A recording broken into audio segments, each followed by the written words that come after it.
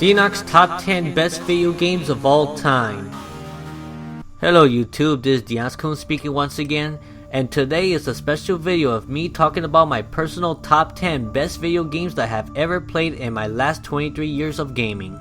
In case you want to know a quick summary of how I became a gamer, then I will tell you this.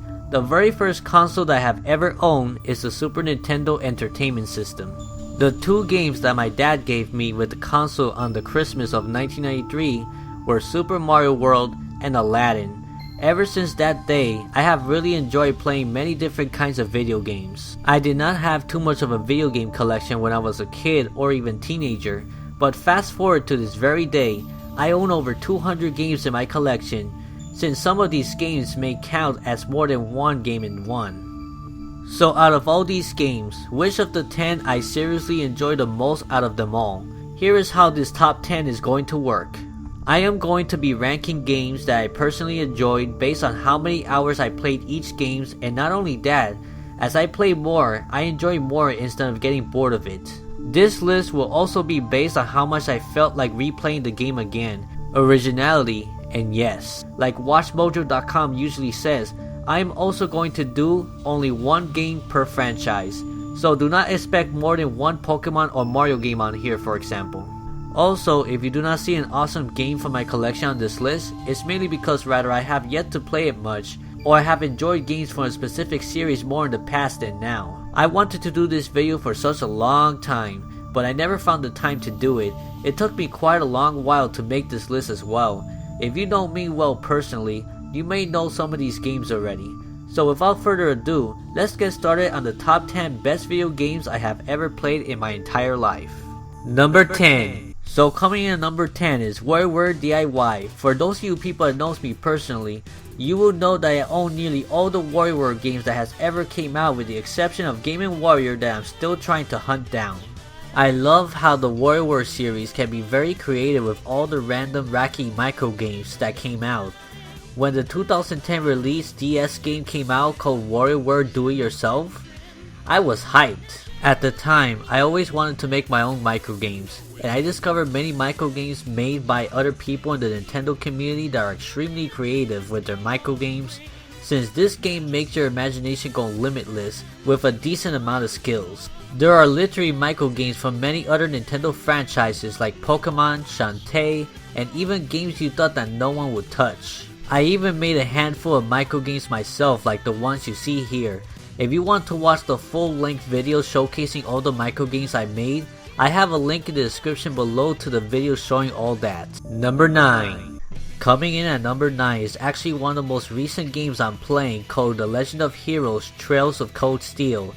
In fact, today I'm still playing it. I'm already over 60 hours into this game and yet I have a long way to go to finish.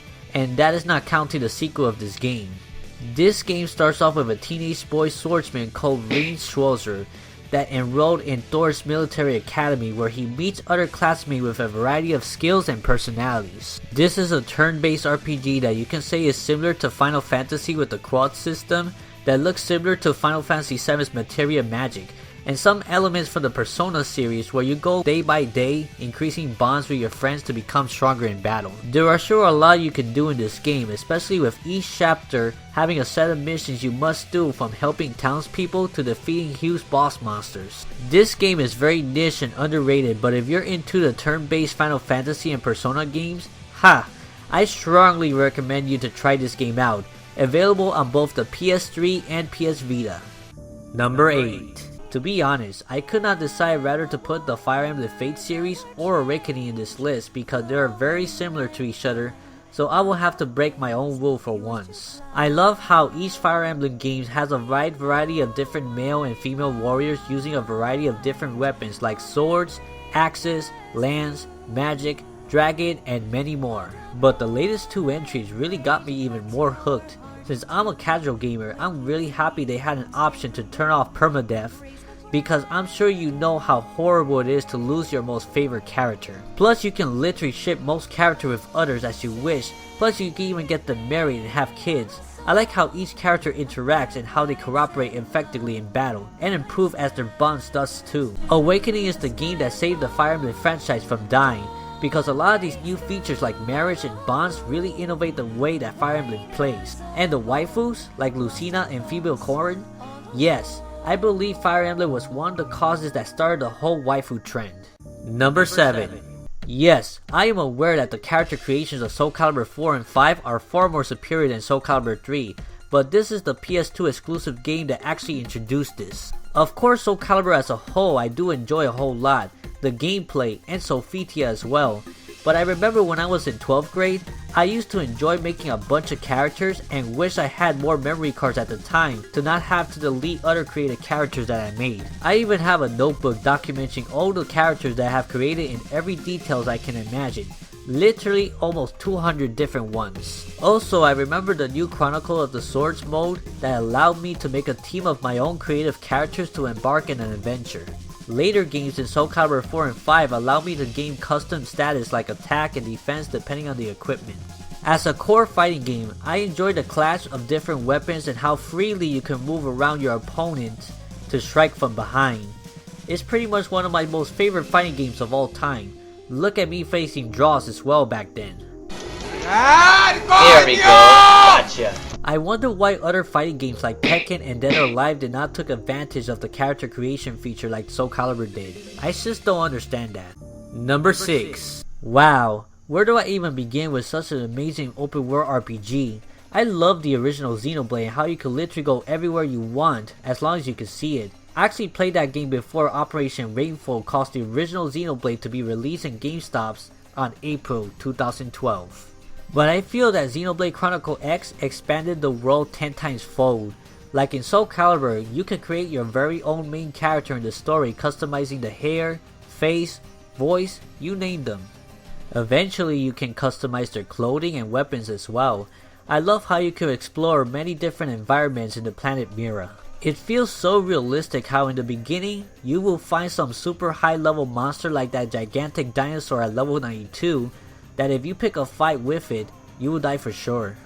I also like how the Wii U gamepad is also utilized in this game as a map system, to teleport from one place to another in seconds, and not to mention invest Maranium to get even more rewards depending on how much probes you link together. I especially enjoy how you can use these giant mechanical beings called scales. You can literally fully customize your scale as well once you get your license by changing its colors, its weapon. Do you want a bulky scale or a speedy one? You decide depending on how much you want to invest on them. Overall, this game is an amazing action RPG which will keep you busy for literally hundreds of hours worth of content. You will not be bored of this game for a long time. Number 5. I'm sure you have no idea how much times I played this game. It was a short game of course, but I remember when I was 12 to 13 years old, I would play this game again and again and not get bored. This game was just so much fun to pass time and the best Star Fox game in my opinion of all time. When the 3DS remake was coming out, it was the very reason why I bought a 3DS. That along with the huge price cut from $250 to $169.99 and the flame red one coming out that same day. It truly is an amazing arcade shooter with alternate paths to take, and it's a shame that future games did not have the same impact this one had.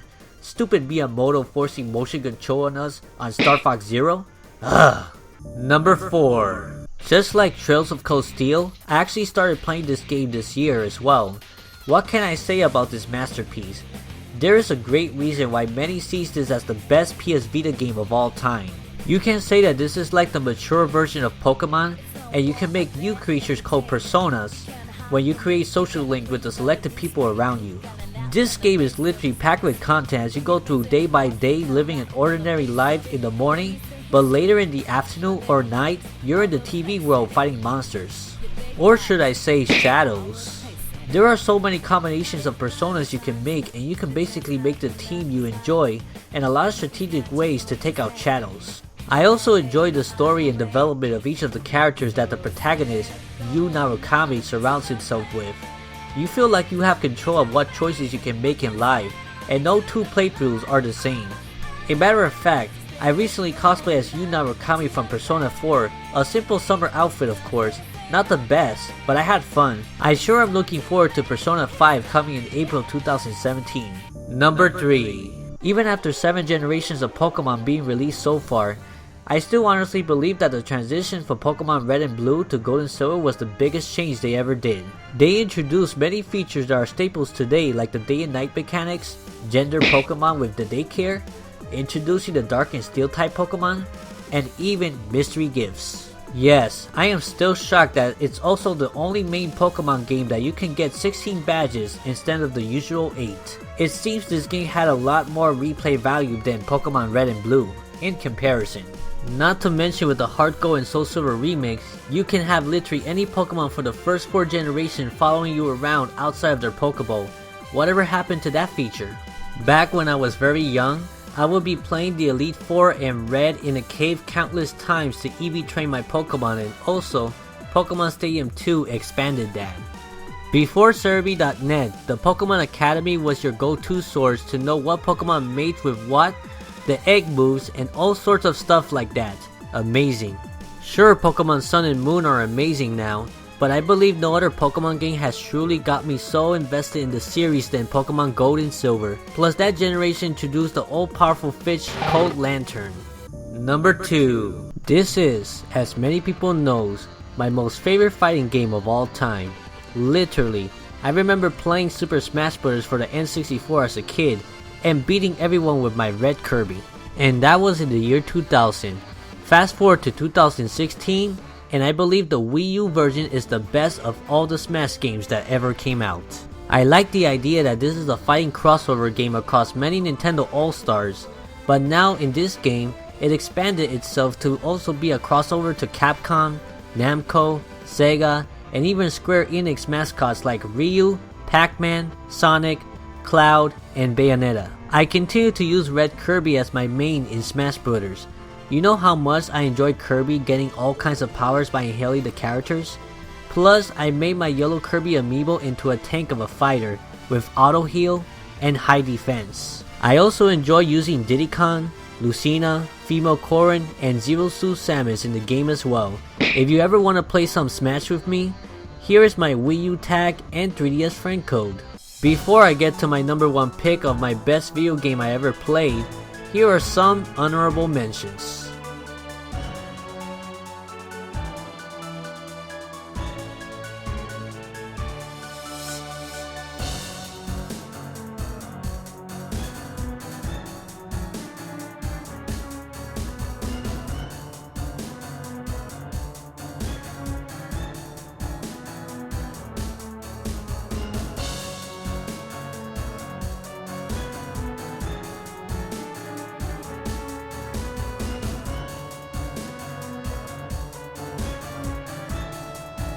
Number 1. Yes, the number 1 spot goes to Super Mario World for the Super Nintendo.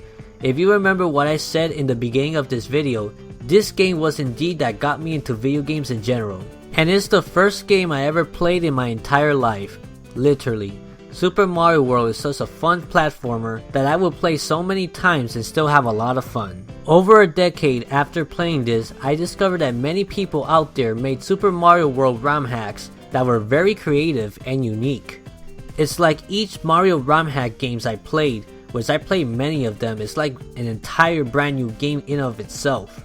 It's a game that will last for an eternity in hearts of many Mario fans. Yes, this beats Super Mario Maker editing stages by a long shot, but I actually made a video last year about the difference of the Super Mario Maker level creations and the Super Mario World ROM hacks. You can find the link to the video in the description below in case you are curious to know more on what I think about this.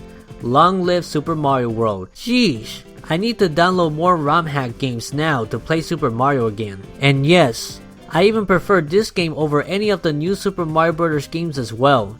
Something about the older 2D Mario games just always have this nostalgic feeling in my mind. Well, this has been my top 10 best video games of all time. So I ask you as a viewer, what are your top 10 best video games that you ever played in your life?